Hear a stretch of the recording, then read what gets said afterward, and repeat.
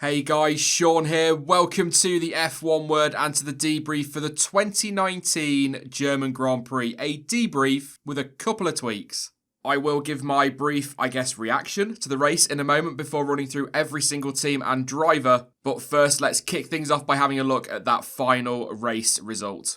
It was Max Verstappen who took victory at Hockenheim ahead of Sebastian Vettel and Daniel Kvyat. Yes, that is right, Daniel Kvyat on the podium. Lance Stroll was fourth ahead of Carlos Sainz in fifth and the second Toro Rosso of Alex Albon in sixth. The two Haas boys of Grosjean and Magnussen were seventh and eighth respectively, with Lewis Hamilton ninth and Robert Kubica for Williams in 10th place, picking up a point, finally. George Russell finished in 11th in the second Williams with Kimi Raikkonen 12th and Antonio Giovinazzi 13th, but they both took penalties. More on that a little bit later on. And a deep breath before this bit. Your retirements list for the 2019 German Grand Prix are Pierre Gasly, Valtteri Bottas, Nico Hülkenberg, Charles Leclerc, Lando Norris, Daniel Ricciardo and Sergio Perez. Well, what can I say? What an absolutely brilliant race that was. I thoroughly enjoyed just about every single second of that and will more than happily go back and watch it again. Actually, I might watch the last three races again.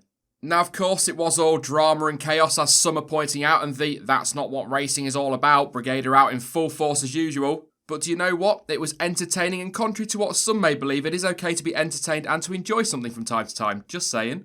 I mean, in honesty, I do much prefer races like Austria, Britain, Canada as well, where drivers are pushing hard, it's close, and they go wheel to wheel for the win. But I do also enjoy races like Germany. Yeah, it was a bit chaotic, but we saw some real driver skill out there amongst all of that madness, and it's races like that that get remembered. Belgium 98, anyone? Great example. It's all part of F1, as of course, yeah, absolutely, are the dull races like the French Grand Prix. But this little run of races is just what we needed, and hopefully Hungary will deliver as well, so we can all go into the summer break properly hyped.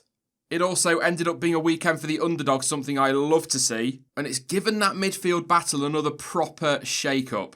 I can't really put into words just how much I enjoyed that weekend, other than saying, holy mother of flip, that was awesome, more of the same please.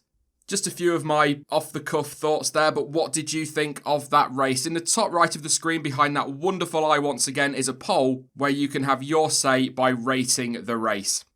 But anyway, absolutely tons to get through, so let's start this team rundown type thing with the winners then, and that is of course Red Bull, more specifically Max Verstappen.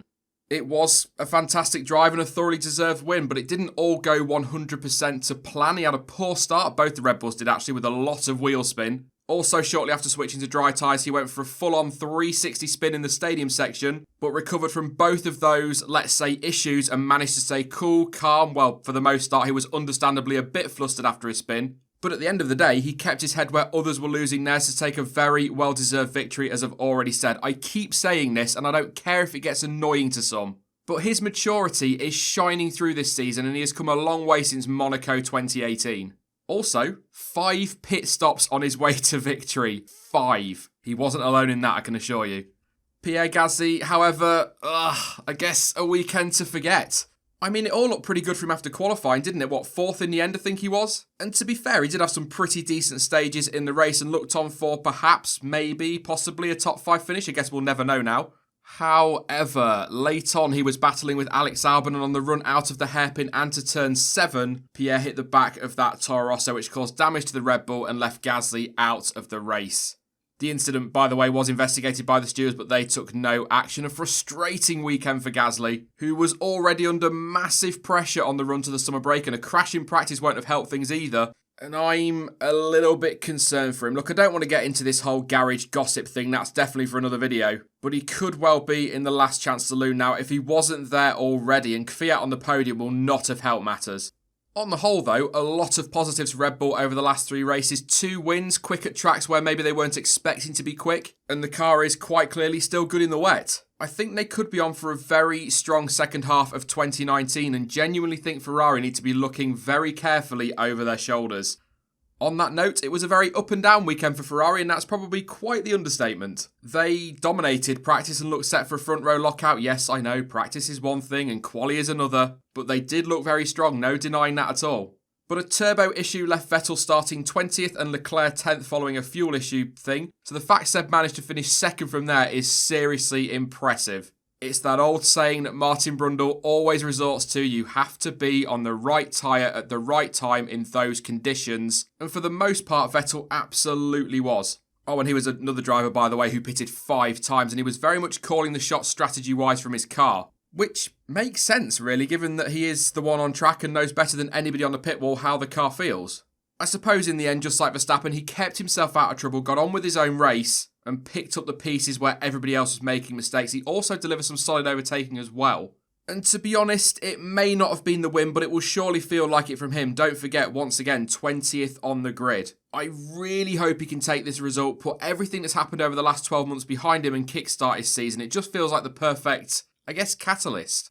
As for his teammates, frustrating, very frustrating. Again, like Seb, Charles Leclerc was out of position at the start, but did well to make up places and kind of bring himself back into play. He and the team took advantage of a safety car to bolt on a fresh set of intermediates, which left him smashing in the lap times that were at 1.3 seconds a lap quicker than leader at the time, Lewis Hamilton. It was just all coming together for him perfectly.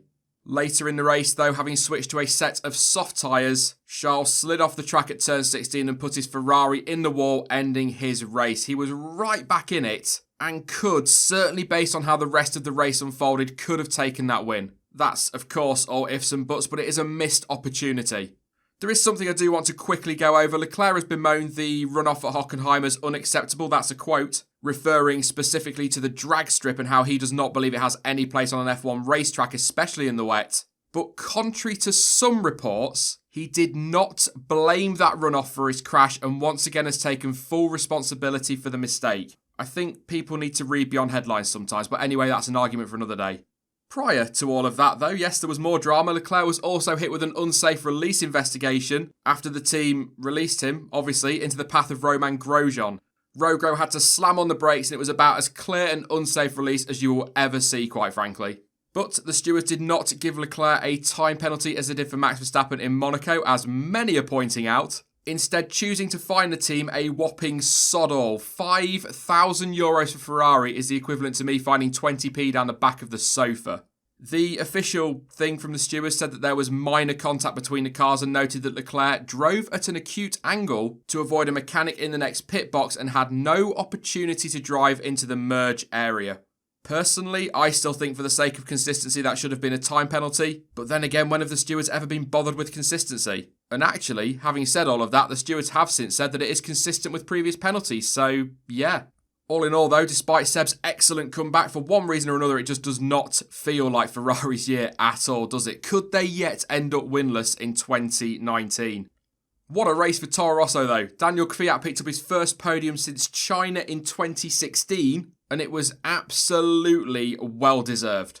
Obviously, there are a few people out there, as always, playing the he's only there because of safety cars and luck card, but so what? He raced hard, kept his nose clean and picked up the pieces to take that podium. And actually, it's not completely true either. He was one of the first drivers to switch to slicks towards the end of the race. In fact, I think he was the second one to do so after Lance Stroll. Don't quote me on that though. And so it was excellent strategy calls that helped him to that podium. It is such a shame that some in the F1 fan base just will not give some drivers credit where it's due.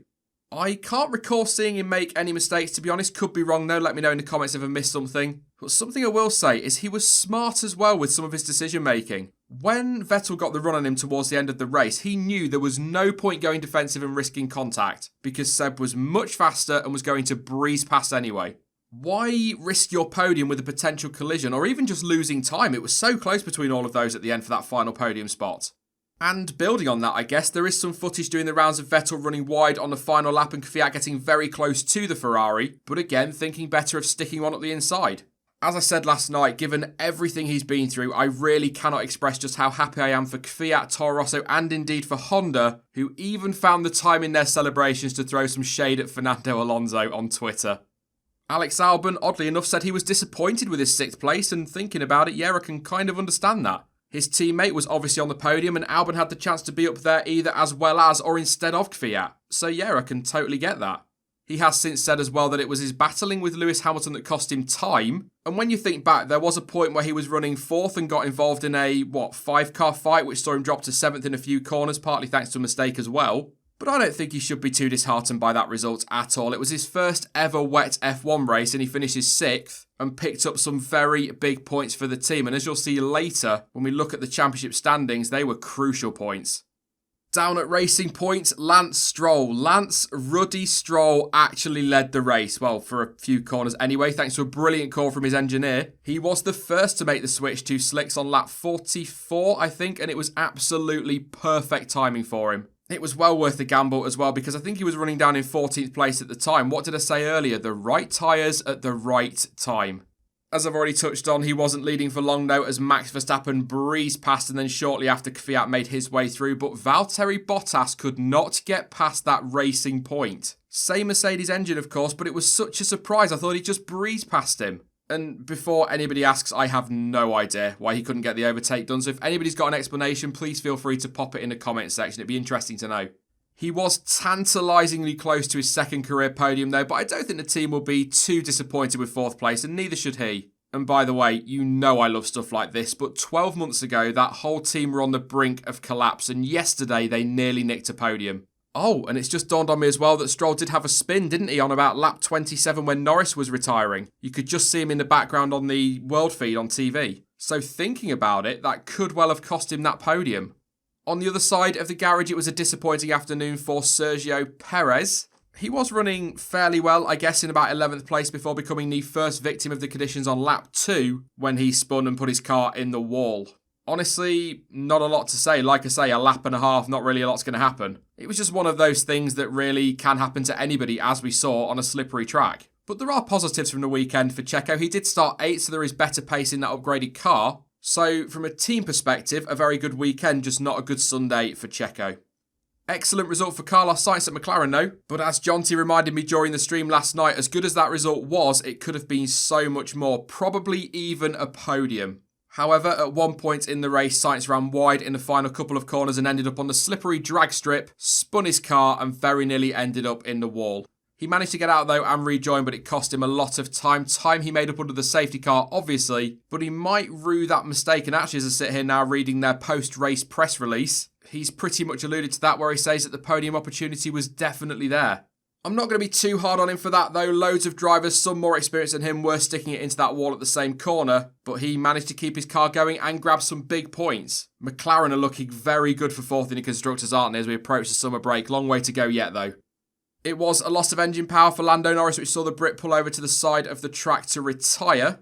He had started on the back row of the grid with Vettel after taking post-qualifying penalties for some new power unit components, including an MGU-K. He picked up a few places early on, but never really looked like making his way through the field at that point. I think he was about 13th or 14th when he retired. No word on what his mechanical problem was, by the way, at time of recording anyway. All I've read is that it was a loss of power. Down at Haas, not bad at all, quite frankly, in the end. Even before the Alphas took penalties, they had a double points finish on the cards. Romain Grosjean started up in 6th place and, as you saw earlier, ended up 7th. Yet he didn't seem all that thrilled post-race, I guess because the interviews were probably done before the penalties. In fact, they almost certainly were. So he was basing that on 9th place. So although happy with the double points finish for the team, their race pace just was still nowhere once again. And the reality is, as Grosjean pointed out, if we just forget the penalties for Raikkonen and Giovinazzi for a second, the only 2 cars to finish on track behind the Haas boys were Williams. So I get what he's saying, I get why he's a little bit frustrated, but it's still a huge boost for him and the team. It's points on the board. Haas did try some different strategy calls during the race, mostly with Kevin Magnussen. The first was leaving him out on the wets when most of the field were pitting for Inters. That actually saw him running right up there in 2nd place at one stage, but he was so far off the pace on those wet tyres and just ended up falling backwards through the field. He was also the first to switch to dries the first time the track was started to dry out, that is, but that just didn't really work either because the rain of course came again. There is some earth-shattering news though for those of you who didn't see it, but the 2 Haas drivers made contact. I know, right? What a shock! There wasn't much in it, to be honest. Basically, a wheel-to-wheel thump at the hairpin, but no damage was done as they both managed to continue. However, Gunther Steiner, who is usually a very calm and collected team boss who rarely expresses his emotions, sense the sarcasm, said that his 2 drivers colliding was, quote, getting old, and also said, once again, quote, I can talk, but they don't listen. I think I have to see what are the next steps because it's not acceptable. There has been a lot of talk over recent weeks about one of them drivers being dropped, and quite frankly, I wonder if it might end up being both of them, one at the summer break and maybe one at the end of the season. Or dare I say, what about both at the summer break? Jeez. Honestly though, I think the writing is on the wall for both of them, and I think we'll see a whole new lineup in 2020 at Haas. It seems really weird that they are so far down on my list. If you are new to these debriefs, by the way, I usually go through the teams in the order in which their highest driver finished, if that makes sense. But it was a shocking end to a promising Sunday for Mercedes.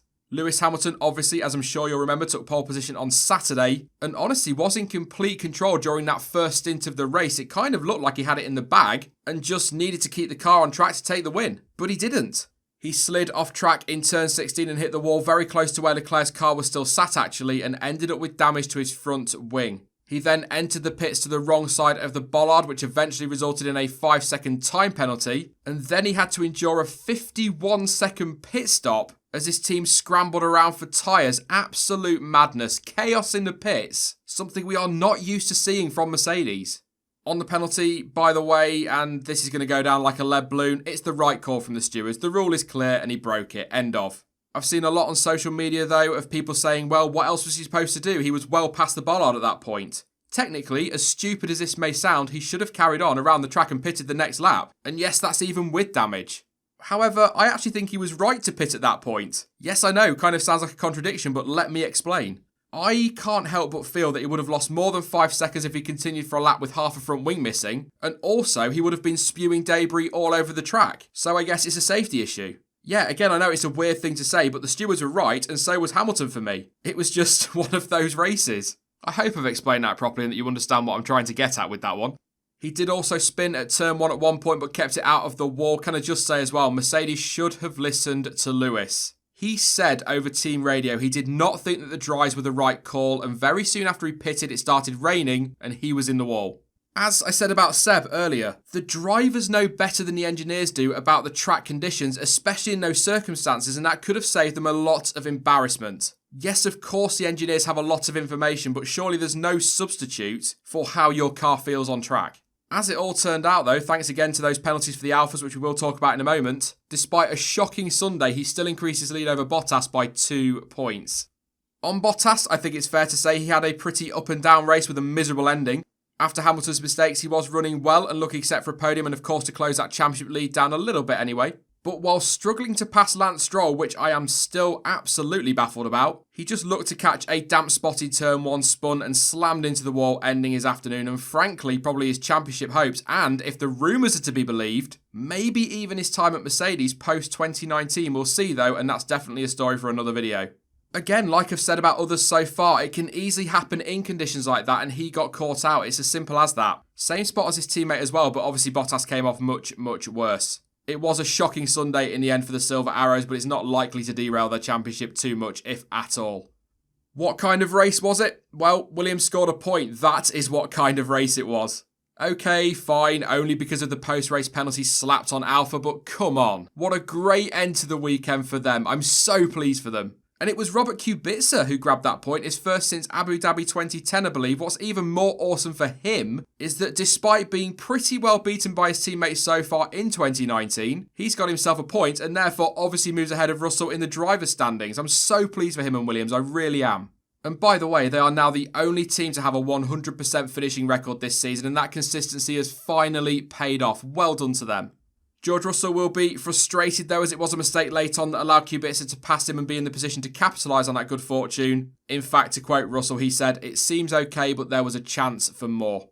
We don't tend to see much of the Williams on track, so I can only really go off what the drivers and the team say in their press release. And senior race engineer Dave Robson stated that he feels both drivers made the right calls on strategy, specifically referring to the decision to stay on the inters rather than risking dries earlier in the race, and also went on to praise the team's engineers and strategists. Right then, Alfa Romeo. Now originally they finished 7th and 8th with Kimi just ahead of Gio. However, post-race they were both handed 10-second stop-go penalties which were translated into a 30-second time penalty, and that saw them drop right down the order.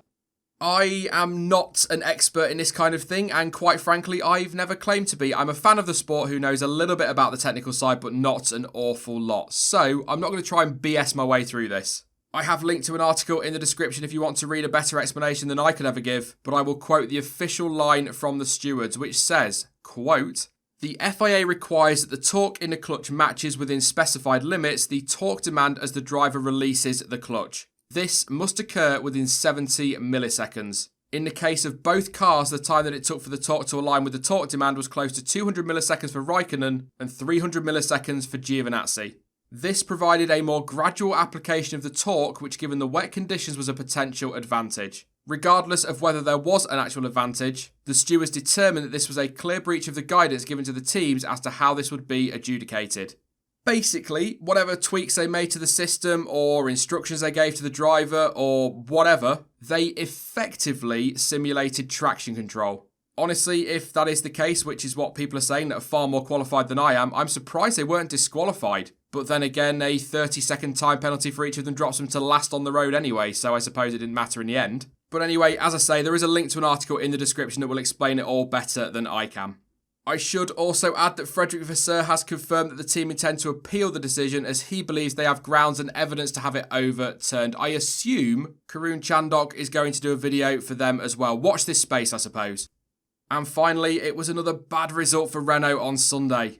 Daniel Ricciardo's car was pouring out white smoke at one point and it looked like a power unit failure at first glance. Obviously, that ended his race. It has since been confirmed by the team, though, that it was actually an exhaust failure or a leak, in the words of Cyril Abiteboul. But there's not really much else to say about Ricciardo, other than in his post-race quotes, he said that he found the race fun to watch, although I'm sure he'd prefer to have been involved in it.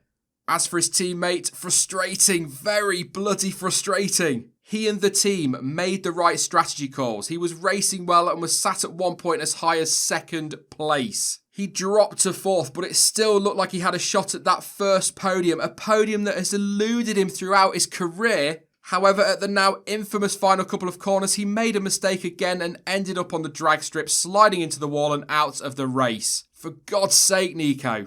He was understandably absolutely gutted, but oh my God, that guy is just never going to get a podium. To be fair though, as I said last night, throughout his career he's had the opportunity and the chances to stand on one of those steps, but has gone on to make the mistakes that have cost him in the end. Yeah, I'm gutted for him, but I'm so frustrated as well. Ultimately though, a weekend to forget for Renault. I don't think there's any doubt there whatsoever. Before I go then, let's have a look at those championship standings, starting with the drivers. Lewis Hamilton, as I said earlier, has increased his lead by 2 points over Valtteri Bottas. Hamilton on 225 and Bottas on 184, with Max Verstappen rounding out the top three on 162. Sebastian Vettel is fourth on 141, with teammate Charles Leclerc now 21 further back on 120, obviously. Pierre Gasly still only has 55 points and he's not far up the road from Carlos Sainz, who's got 48. Wow, that really does highlight just how badly Pierre Gasly's season's going, doesn't it? No disrespect to Carlos Sainz, of course. Daniel Kvyat jumps up to 8th place on 27 points. Kimi Raikkonen is 9th on 25, and Lando Norris rounds out that top 10 on 22. Of course, that point for Williams, I've got to include the second half of the table this week. Daniel Ricciardo is 11th on 22 points. Lance Stroll 12th on 18 points. Kevin Magnussen also has 18 points. He's 13th. Nico Hülkenberg 14th on 17. In 15th place with 15 points comes Alex Albon for Toro Rosso. Sergio Perez 16th on 13 points. And then we've got Romain Grosjean on 8 points. Antonio Giovinazzi on 1. Robert Kubica on 1. And George Russell is the only driver yet to score. In the Constructors' Championship, everybody's got something. Fantastic news. Mercedes are top on 409 points. Ferrari still second on 261. Red Bull are closing in on Ferrari. They've got 217 points in third. McLaren are still best of the rest on 70 points in fourth. Toro Rosso leap up to 5th on 42 points. Renault down to 6th on 39. And then we've got Racing Point on 31 points in 7th. 8th place are Haas on 26 points. Alfa Romeo also have 26 points in 9th. And Williams do continue to prop up the table, but they've now got 1 point to their name.